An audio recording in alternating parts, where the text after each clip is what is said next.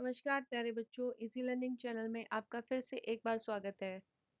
आज की वीडियो में हम करने वाले हैं कक्षा 3 सामाजिक अध्ययन की पुस्तक मेरी दिल्ली से पाठ 16 राजघाट का पठन। तो चलिए शुरू करते हैं इस वीडियो को। पाठ 16 राजघाट। पाठ शुरू करने से पहले हम जानेंगे राजघाट का अर्थ। राजघाट राजा का घाट है, महात्मा गांधी की समाधि जो दिल्ली के यमुना नदी के किनारे बनाई गई है। यह 31 जनवरी 1948 को गांधी जी के अंतिम संस्कार के स्थल की याद में बनी है। यह घाट राष्ट्रपिता के आदर्शों का प्रतीक है। ये काले संगमरमर से बना एक खुला मंच है जिस पर अखंड ज्योति जलती रहती है। चलिए शुरू करते हैं पाठ को। दिल्ली में राजघाट एक ऐसी जगह है जिसे भारत के ही नहीं बल्कि पूरी दुनिया के लोग जानते हैं। दूसरे देशों के नेता व अन्य लोग दिल्ली में आने के बाद राजघाट पर फूल चढ़ाने जरूर आते हैं। पता है क्यों?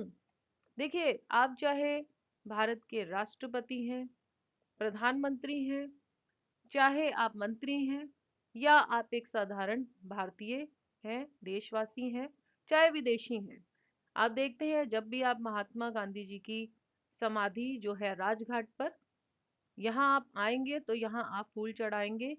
यहाँ फूल इसलिए चढ़ाते हैं क्योंकि हम गांधी जी को याद करते हुए उन्हें श्रद्धांजलि अर्पित करते हैं। देखिए, इस पार्ट में हम मुख्य रूप से राजघाट के बारे में ही पढ़ रहे हैं, तो जानते हैं पहले कि राजघाट है क्या। अंतिम विश्राम स्थल, ऐसा स्थान जहां महात्मा गांधी जी का अंतिम संस्कार हुआ था, जो उनकी याद में एक पवित्र स्मारक के रूप में बनाया गया है। आप देख सकते हैं इस चित्र में। सत्य और अहिंसा का प्रतीक। अगर आपसे पूछा जाए कि ये जो स्मारक है राजघाट पे जो बना है, किस चीज का प्रतीक है, तो आप बोल सकते हैं सत्य और अहिंसा का प्रतीक है। यह स्थल हमें सत्य और अहिंसा का संदेश देता है। तीसरा हम लिख सकते हैं अमर ज्योति। देखिए, आप यहाँ पर एक अमर ज्योति जल रही है, इस चित्र में आप देख सकते हैं। समाधि के पीछे अखंड ज्योति जलती है जो उनके विचारों की अमरता का प्रतीक है। उनके कौन है? गांधी जी। हे राम, काला संगमरमर चबूतरा गांधी जी के जीवन की सादगी और उनके अंतिम शब्दों हे राम को दर्शाता है। आप देखिए, यह जो समाधि बनी है, इसके पीछे हम देखते हैं अखंड ज्योति जो है वो जलती रहती है और यहाँ लिखा है हे राम, जो गांधी जी के जीवन के अंतिम शब्द थे। राष्ट्रीय स्मारक, इसे हम राष्ट्रीय स्मारक भी कहते हैं क्योंकि आज यह स्थान एक प्रमुख राष्ट्रीय उद्यान, शांति वन और राष्ट्रपिता को श्रद्धांजलि देने का केंद्र बन गया है। तो यह हमने जानी राजघाट की कुछ प्रमुख बातें जो आपको पाठ पढ़ते समय पता होनी चाहिए। हमने राजघाट के बारे में पढ़ा कि राजघाट पर जब भी कोई भारतवासी, चाहे वह राष्ट्रपति है, चाहे वह प्रधानमंत्री है, चाहे कोई मुख्यमंत्री है, मंत्री है या एक सामान्य देशवासी है, वह हमारे देश का है चाहे विदेशी है, वह जब भी राजघाट पर आता है जहां महात्मा गांधी की समाधि बनी हुई है, उस पर फूल अर्पित करता है श्रद्धांजलि के रूप में। तो यह जो चित्र है इसमें आप देख सकते हैं हमारे देश के प्रथम राष्ट्रपति डॉक्टर राजेंद्र प्रसाद जी सुबह के 7:30 बजे महात्मा गांधी जी की समाधि है उस पर फूल अर्पित करते हुए हमें इस चित्र में दिख रहे हैं। देखिए, यह भी हमने इस चित्र में देखा महात्मा गांधी जी की जो समाधि है उसको किस प्रकार से फूलों से सजाया गया है। जब उनकी जयंती होती है इस तरह से हम सजाते हैं। आज यह जो स्मारक आधुनिक समय में आज 2026 में इस तरह से दिखती है और जब कोई उत्सव हो, उनकी जयंती होती है, तब हम इस स्मारक को इस रूप में सजाते हैं। राजघाट पर हमारे देश के महान नेता और हमारे राष्ट्रपिता महात्मा गांधी की समाधि है। महात्मा गांधी की समाधि है क्या, यह जान लेते हैं। यह काले संगमरमर का एक साधारण चबूतरा है जिस पर अंतिम शब्द हे राम अंकित है। यह सादगी, शांति और अहिंसा के गांधीवादी दर्शन का प्रतीक है। आप जानते हैं कि गांधी जी जो हैं उन्हें हम राष्ट्रपिता भी कहते हैं। इनका पूरा नाम क्या है? आप इस चित्र के नीचे देख सकते हैं। राष्ट्रपिता मोहनदास करमचंद गांधी। इन्हें राष्ट्रपिता क्यों कहा जाता है? क्योंकि इन्होंने अहिंसा, सत्य और सत्याग्रह के दम पर भारत को ब्रिटिश शासक जो अंग्रेज लोग थे उनसे स्वतंत्र कराने में प्रमुख योगदान दिया, भूमिका निभाई। उन्होंने पूरे देश को, हमारे पूरे भारत देश को एकजुट किया और स्वतंत्रता संग्राम को एक जन आंदोलन बनाया, जिससे वह राष्ट्र के ही लिए एक मार्गदर्शक पिता के रूप में, जैसे पिता मार्गदर्शन करता है, इन्होंने पूरे राष्ट्र का मार्गदर्शन किया और ये हमारे क्या बन गए? पिता बन गए। और यह सम्मान उन्हें प्रमुख रूप से किसने दिया था? सुभाष चंद्र बोस जी ने यह उनको सम्मान दिया। तब से इन्हें राष्ट्रपिता ही सब कहते हैं। आपने महात्मा गांधी का पूरा नाम सुना ही होगा। महात्मा गांधी का पूरा नाम है मोहनदास करमचंद गांधी, लेकिन सब लोग उन्हें प्यार से बापू या महात्मा जी कहकर भी पुकारते हैं। देखिए, बापू क्यों कहते हैं? क्योंकि हम उन्हें अपना पिता भी मानते हैं। अब जिस प्रकार से एक पिता मार्गदर्शन करता है, उस प्रकार से महात्मा गांधी जी भी पूरे राष्ट्र का मार्गदर्शन करते हैं, तो हम उन्हें प्यार से बापू भी कहते हैं। और महात्मा क्यों कहते हैं? क्योंकि उनकी आत्मा जो है वो बहुत ही महान है। जब ऐसी आत्मा जो बहुत बड़े बड़े महान काम करें, तो वो आत्मा महात्मा बन जाती है। इसलिए हम उन्हें महात्मा गांधी कहते हैं। भारत को अंग्रेजों की गुलामी से आजाद करवाने के लिए जिंदगी भर काम करते रहे। इसके लिए उन्होंने सत्य और अहिंसा का रास्ता अपनाया।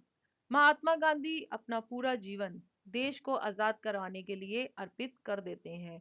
वह आजीवन सत्य और अहिंसा के मार्ग पर चलकर ही हमारे भारत देश को अंग्रेजों की गुलामी से आजाद करवाते हैं और हम अगस्त 1947 को आजाद हो जाते हैं। आप देखते हैं, 30 जनवरी 1948 को महात्मा गांधी जी को मार दिया गया। आजादी मिलने के बाद उन्हें एक हत्यारे ने गोली से मार दिया था। उनके उनको गोली मार देने के बाद समाचार पत्रों में इस तरह की खबरें छपने लगी। आप देखिए, खबर पढ़िए। गांधी के हत्यारों को हुई फांसी। 30 जनवरी 1948 को नथुराम गॉडसे ने महात्मा गांधी को गोली मारकर हत्या कर दी थी। आगे आप खबर पढ़ सकते हैं। इस मामले में नथुराम गॉडसे और नारायण आमटे को फांसी की सजा सुनाई गई। तो इन दोनों को फांसी कब मिली? 15 नवंबर 1949 में दोनों को अंबाला जेल में फांसी दे दी गई थी। यमुना नदी के किनारे राजघाट नाम की जगह पर उनका दाह संस्कार किया गया। दाह संस्कार करना मतलब मृत मनुष्य के शव को अग्नि के द्वारा नष्ट कर उसे राख में बदलने की क्रिया। जब कोई व्यक्ति मर जाता है, उसका जो शरीर है उसमें आत्मा नहीं है, फिर उसका जो शरीर है हम अग्नि को भेंट कर देते हैं। उसी प्रक्रिया को, उसी प्रोसेस को हम क्या बोलते हैं? दाह संस्कार। यही उनकी याद में एक समाधि बनाई गई। इस समाधि पर रोज सैकड़ों लोग आते हैं और बापू को याद करते हैं। आपको राजघाट में घुसते ही वहां का शांत माहौल बहुत अच्छा लगेगा। गेट पर पहुंचते ही हरे घास का बड़ा सा मैदान, छायादार पेड़, गुलाब के फूलों की क्यारियों और हरी बेलों से ढकी पत्थर की दीवारें दिखाई देंगी। आप देख सकते हैं इन चित्रों में, जब आप गेट में घुसते हैं तो इस तरह से यहाँ लिखा होता है राजघाट और सामने ही बहुत सुंदर फूलों की क्यारियां बनाई गई है। और जब आप अंदर जाते हैं तो वहां आपको बड़ा सा हरे हरी हरी घास का बड़ा सा मैदान दिखता है। वहां आपको छायादार वृक्ष भी दिखते हैं और गुलाब के फूलों की क्यारियां दिखती हैं। और आप देख सकते हैं दीवारों में किस तरह से बेलें जो हैं उनको चढ़ाया जाता है। बेलें जो है वो ढकी हुई है, पत्थरों को ढकती हुई पूरी दीवारें आपको दिखाई देंगी, जो देखने में बहुत ही अधिक सुंदर लगती हैं। राजघाट पर देखिए किस प्रकार से सुंदर यहाँ पर वृक्ष हैं, फूलों की क्यारियां हैं और वहां पर एक शांति वन है पास में ही। आप देख सकते हैं वहां जो गेट है, उसका जो एंट्रेंस है मेन गेट, उसे भी कितना सुंदर बनाया गया है। और अंदर आप इस तरह से क्यारियां देखते हैं और घास के मैदान देखते हैं, हरे हरे वृक्ष देखते हैं और फूलों की क्यारियां बहुत ही सुंदर तरीके से बनाई गई हैं। राजघाट में पत्थरों से बने रास्तों पर आगे बढ़ेंगे तो काले संगमरमर के पत्थर की वेदी दिखाई देगी। वे हमेशा फूलों से सजी रहती है। यही गांधी जी की समाधि है। समाधि पर एक दीपक भी जलता रहता है। हर शुक्रवार की सुबह यहाँ पर प्रार्थना सभा होती है। उसमें वे भजन गाए जाते हैं जो गांधी जी को बहुत अधिक अच्छे लगते थे। आप देखिए ये काले रंग के संगमरमर पत्थरों से बना हुआ चबूतरा है।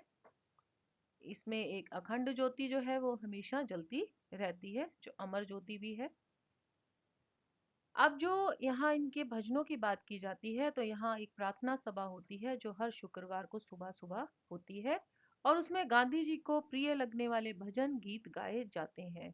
उनके प्रिय भजन में है तुलसीदास जी द्वारा रचित भजन जो है रघुपति राघव राजा राम। और इसके साथ साथ उन्हें लगता है वैष्णव जन तो तेरे कहिए। यह किसने लिखा है? नरसिंह मेहता द्वारा रचित है। यह भी उन्हें बहुत अधिक प्रिय था। इसके साथ साथ आप देखेंगे कि उन्हें ईसाई भजन भी बहुत अधिक प्रिय था, जिनमें था एबाइड विद मी। ये जो भजन है हर शुक्रवार सुबह प्रार्थना सभा में गाए जाते हैं। आप जो वहां जाएंगे तो वहां आप उनकी आवाज, उनके द्वारा गाए गए गायन भजन भी सुन सकते हैं। गांधी जी की समाधि के पास ही एक संग्रहालय है। इसका नाम राष्ट्रीय गांधी संग्रहालय, संग्रहालय मतलब म्यूजियम। यहाँ हम गांधी जी के चित्र, कपड़े और उनका सामान देख सकते हैं। यहाँ पर उनका सामान चरखा, चप्पल, छड़ी, कलम आदि रखा है। यहाँ उनकी आवाज के टेप भी सुन सकते हो। तो ये जो राष्ट्रीय गांधी संग्रहालय, नेशनल गांधी म्यूजियम जो बना है दिल्ली में, वहाँ गांधी जी का जो सामान था, उनके जो चित्र थे, जैसे कपड़े हैं, उनका सामान में क्या है, उनकी चप्पल जो वो पहना करते थे, छड़ी जो वो प्रयोग में लेते थे, कलम जिससे वह लिखते थे, वह सब आप देख सकते हैं। ये देखिए संग्रहालय के भीतर का चित्र है ये है। संग्रहालय के अंदर एक बड़ा इस प्रकार से आंगन बना हुआ है चलने के लिए, जहाँ दोनों ओर गांधी जी के जो चित्र लगे हुए हैं। आप थोड़ा और आगे जाएंगे तो हमें उनका आसन भी मिलता है जहाँ वो बैठा करते थे, चरखा चलाते थे और कुछ लिखते थे। देखिए उनकी चप्पल बड़ी है, उनकी कलम है, यहाँ उनका चरखा देख सकते हैं हम। इस प्रकार से उनकी विभिन्न प्रकार की चीजें जो वह प्रयोग में लाते थे, वह यहाँ एकत्र करके संग्रहालय के रूप में रखी गई हैं। महात्मा गांधी जी के बारे में हम जब जानते हैं तो हमें यह जो 3 बंदरों की स्मारक है इसकी याद भी अपने आप आ जाती है, जो अपने आप में एक संदेश देती है। पहला जो बंदर है वो क्या कहता है? अपने कानों को ढकें। इसका मतलब है कि यह हमें संदेश देता है कि हमें किसी की निंदा या बुराई वाली बातें नहीं सुननी चाहिए। दूसरा बंदर जो है जिसने अपना मुंह ढका हुआ है, यह क्या बोलता है? इसका अर्थ है कि हमें किसी के बारे में बुरा नहीं बोलना चाहिए। तीसरा बंदर जो कहता है बुरा मत देखो, इसका अर्थ है कि व्यक्ति को संसार की बुराइयों को नहीं देखना चाहिए। हमें ऐसे कर्म ही नहीं करने चाहिए कि हमारे सामने बुराइयां आए। आपका बहुत बहुत धन्यवाद जो आपने इस वीडियो को आदि से अंत तक देखा। मुझे उम्मीद है बच्चों आपको राजघाट पाठ समझ आया होगा। हमने इस पाठ के माध्यम से महात्मा गांधी जी की समाधि जो राजघाट दिल्ली में बनी हुई है इसके बारे में जाना। यह समाधि काले रंग के संगमरमर पत्थरों से बनी है, जिस पर अखंड ज्योति हमेशा जलती रहती है। आप चाहे देशी हैं चाहे विदेशी हैं, आप श्रद्धा स्वरूप वहां जाकर फूल अर्पित कर सकते हैं। हमने गांधी जी के राष्ट्रीय गांधी संग्रहालय के बारे में भी जाना, जिसमें गांधी जी से संबंधित कलम, उनका चश्मा, उनका चरखा, उनका डंडा आदि वहां हमें देखने को मिलता है। हमने गांधी जी के जीवन के बारे में जाना, कि उन्होंने आजीवन सत्य और अहिंसा के मार्ग पर चलकर ही हमारे भारत देश को अंग्रेजों की गुलामी से आजाद करवाया। तो हमें भी अपने जीवन में गांधी जी के विचारों को अपनाना चाहिए और सत्य और अहिंसा के मार्ग पर ही चलकर अपने जीवन को सफल बनाना चाहिए। आज की वीडियो में इतना ही बच्चों। फिर मिलेंगे, कुछ नया सीखेंगे। तब तक के लिए नमस्कार। यदि आपको मेरे वीडियोस अच्छे लग रहे हैं तो आप लाइक, कमेंट एंड शेयर भी कर सकते हैं। यदि आपने मेरे चैनल को सब्सक्राइब किया हुआ है तो आपका बहुत बहुत धन्यवाद। यदि नहीं किया है तो आप सब्सक्राइब कर सकते हैं।